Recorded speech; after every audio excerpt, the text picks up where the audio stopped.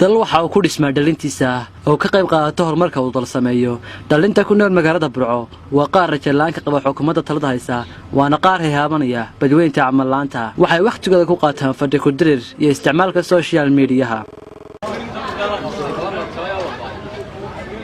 abuurida fursado shaqo iyo hirgelinta goobaha ku maadaashaan dhalinyaradu waa mid aan u suurtagelin xukuumad kasta runtii baahiyaad badan oo u baahnaa in la kafargareeyo ama in la daweeyo ama in la daboolo ayaa ka maqan number 1 ka ahaato shaqo la'aanta jirta oo ay la qabaan wadanka guud ahaan taasoo ah in kumanaan sanadka soo baxaan kumanaan hore u baxeen jaamacadaha uga baxeen kumanaan hadda jaamacadaha ku jiraan kumanaan secondary ku jiraan oo soo bixi rabaan aani muuqan wax qorshe ah ama muhiimad la siinayo shaqo abuurkooda haddana waxa muuqatay in aan muhiimad gaar la siinaynin sportsku waa mid ka qayb qaata sadexgalka bulshada iyo jihaynta dhalinyarada mana jiraan goobo ay dhalinyaradu ku maadaashaan oo ay hirgelisay dawladdu marka laga tago garoonka kubadda cagta ee Alamsa oo ah misaw hadda ay soo food saartay burbur iyo diyacsanaan baadsanay u sii dheer dhalinyaradu goobo u gaara sida goobihii magaranaysa lagu entertainmentka ee lagu talagalay inay ku ciyaaraan sida garoomadii kubadda oo kale oo ayana xiran wadaragtaan garoonka magaalada waxa xiran yahay garoomo kale oo dacaan magaaladu male oo kubadda lagu ciyaaro iyadoo 6 gobol kale shanta gobol ee kalaba marka loo eego mid walba imika garoomadoodii xitaa degmooyinka qaar sida gabalyo kale ay garoomadoodii laga shaqeeyay ee la habeeyay ee maanta magaranaysa ayadana maanta waa xiran garoonkeedii oo wax ku riyaa daaqaya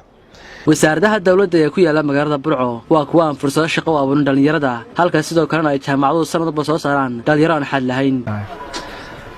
madaxweyne mustaqbal ahaan gobolka Togdheer wuxuu ka mid yahay gobolada Jamhuuriyadda Soomaaliland ee ugu duba dhacsan xagga shaqaaleynta marka laga hadlayo dhalinyarada Jamhuuriyadda Soomaaliland ee ku dhaqan gobolka Togdheer sanad walba waxa soo baxa intaas oo kun oo jaamacadaha ka soo baxa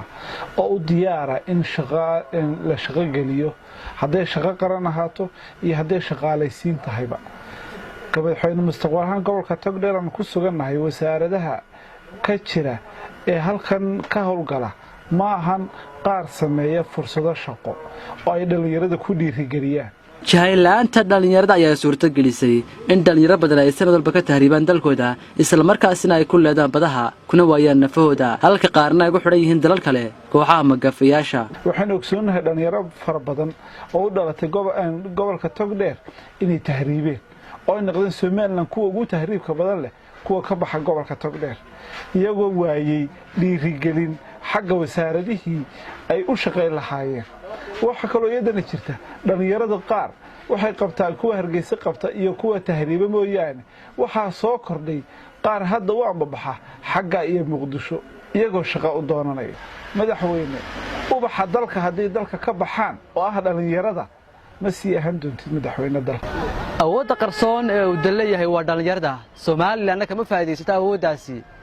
xukuumad kasta oo timaada waa mid qoys ka taagan yihiin dhalintu mana muuqato rajo badan oo ay ka qabaan dhalintu dalkooda xukuumaduna ay ku haleynaysaa dhalinyarada oo ah mustaqbalka berri ee dalkani